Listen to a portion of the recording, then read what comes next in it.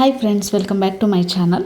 ಇವತ್ತಿನ ವಿಡಿಯೋದಲ್ಲಿ ಒಂದು ಸೂಪರ್ ಆಗಿರುವಂತಹ ಈವ್ನಿಂಗ್ ಸ್ನ್ಯಾಕ್ಸ್ ಯಾವ ರೀತಿ ಮಾಡೋದು ಅಂತ ತೋರಿಸ್ಕೊಡ್ತಾ ಇದ್ದೀನಿ. ಇದಕ್ಕೆ 1-2 ಆಲೂಗಡ್ಡೆ ಇದ್ದರೆ ಸಾಕು, ಮನೆ ಮಂದಿ ಎಲ್ಲ ಕೂತ್ಕೊಂಡು ತಿನ್ಬೋದು, ಅಷ್ಟು ಸ್ನ್ಯಾಕ್ಸ್ ರೆಡಿ ಆಗುತ್ತೆ. ನೋಡಿದ್ರಲ್ಲ, ಈ ಬೆಸ್ಟ್ ಹಾಗೆ ಟೇಸ್ಟಿ ಸ್ನ್ಯಾಕ್ಸ್ನ ಯಾವ ರೀತಿ ಮಾಡೋದು ಅಂತ ನೋಡೋಕ್ಕೂ ಮೊದಲು ಯಾರೆಲ್ಲ ನನ್ನ ಚಾನಲ್ನ ಸಬ್ಸ್ಕ್ರೈಬ್ ಮಾಡದೆ ನೋಡ್ತಿದ್ದೀರಾ, ಪ್ಲೀಸ್ ಸಬ್ಸ್ಕ್ರೈಬ್ ಮಾಡಿಕೊಂಡು ಪಕ್ಕದಲ್ಲಿರುವಂತಹ ಬೆಲ್ ಐಕನ್ನ ಕ್ಲಿಕ್ ಮಾಡೋಕ್ಕೆ ಮರಿಬೇಡಿ. ನೋಡಿದ್ರಲ್ಲ, ಎಷ್ಟು ಆಚೆಯಿಂದ ಕ್ರಿಸ್ಪಿ ಇದ್ದು ಒಳಗಡೆ ಸಾಫ್ಟ್ ಆಗಿರುವಂಥ ಈ ಸ್ನ್ಯಾಕ್ಸ್ ಮಾಡೋದಕ್ಕೆ ನಾನು 2 ಆಲೂಗಡ್ಡೆನ ಬೇಯಿಸ್ಕೊಂಡಿದ್ದೀನಿ. 2 ಆಲೂಗಡ್ಡೆನ ತುಂಬ ಸಾಫ್ಟಾಗಿ ಬೇಯಿಸ್ಕೊಳ್ಳಿ. ನೀವು ಸಾಫ್ಟಾಗಿ ಬೇಯಬೇಕು ಅಂದರೆ ಕಟ್ ಮಾಡಿ ಕೂಡ ಬೇಯಿಸ್ಕೋಬೋದು. ನಾನು ಇಲ್ಲಿ 3-4 ವಿಷಲ್ ಕೂಗಿಸಿದ್ದೀನಿ.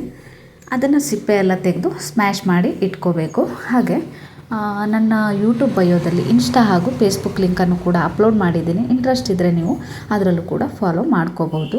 ನಂತರ ಒಂದು ಕಡಾಯಿಗೆ 2-3 ಟೇಬಲ್ ಸ್ಪೂನ್ ಎಣ್ಣೆ, ಹಾಗೆ ಜೀರಿಗೆ, ಫ್ಲೆಕ್ಸ್ ಸೀಡ್, ಹಾಗೆ ಸ್ವಲ್ಪ ಉಪ್ಪು ಇಷ್ಟನ್ನು ಹಾಕಿ 2 ಕಪ್ ನೀರಿನ ಜೊತೆಗೆ 1 ಕಪ್ ಬಾಂಬೆ ರವಾನ ಹಾಕಿ ಚೆನ್ನಾಗಿ ಗಂಟಿಲ್ದಂಗೆ ಮಿಕ್ಸ್ ಮಾಡ್ಕೋತಾ ಇದ್ದೀನಿ. ಅದಾದಮೇಲೆ ಇದು ಒಂದು 5 ನಿಮಿಷ ಮುಚ್ಚಿಡಿ. ನಂತರ ಚೆನ್ನಾಗಿ ಬೆಂದು ನಿಮಗೆ ಬೇಕಾಗಿರುವಂತಹ ಈ ಮಿಶ್ರಣ ರೆಡಿಯಾಗಿರುತ್ತೆ. ಇದನ್ನು ನೋಡಿ, ಇಷ್ಟು ಒಂದು ಸ್ವಲ್ಪನೂ ಅಂಟಿರಬಾರ್ದು, ಬೆಂದಿರಬೇಕು. ಚೆನ್ನಾಗಿ ಹಿಟ್ಟನ್ನು ನಾದಿಟ್ಕೋಬೇಕು. ಇದಕ್ಕೆ ಸ್ವಲ್ಪ ಕೊತ್ತಂಬರಿ ಸೊಪ್ಪನ್ನು ಸೇರಿಸಿ ಕಲರ್ಫುಲ್ಲಾಗಿ ನಿಮಗೆ ಒಂದು ಸ್ನ್ಯಾಕ್ಸ್ ರೆಡಿ ಆಗುತ್ತೆ. ನೋಡಿದ್ರಲ್ಲ, ಇಷ್ಟನ್ನು ನಾನು ಚೆನ್ನಾಗಿ ಮಿಕ್ಸ್ ಮಾಡ್ಕೋತಾ ಇದ್ದೀನಿ. ಇದಂತೂ ತುಂಬಾ ಟೇಸ್ಟಿಯಾಗಿರುತ್ತೆ. ಈವ್ನಿಂಗಲ್ಲಿ ಮಕ್ಕಳಿಗಾಗಲಿ, ಮಕ್ಕಳು ಕುರ್ಕುರೆ ಅದು ಇದು ಕೇಳ್ತಾ ಇರ್ತಾರಲ್ಲ, ಅಂಥ ಟೈಮಲ್ಲಿ ಇಂಥ ಸ್ನ್ಯಾಕ್ಸ್ ಮಾಡಿಕೊಡಿ. ತುಂಬಾ ಚೆನ್ನಾಗಿರುತ್ತೆ, ಹಾಗೆ ಹೆಲ್ದಿನೂ ಕೂಡ.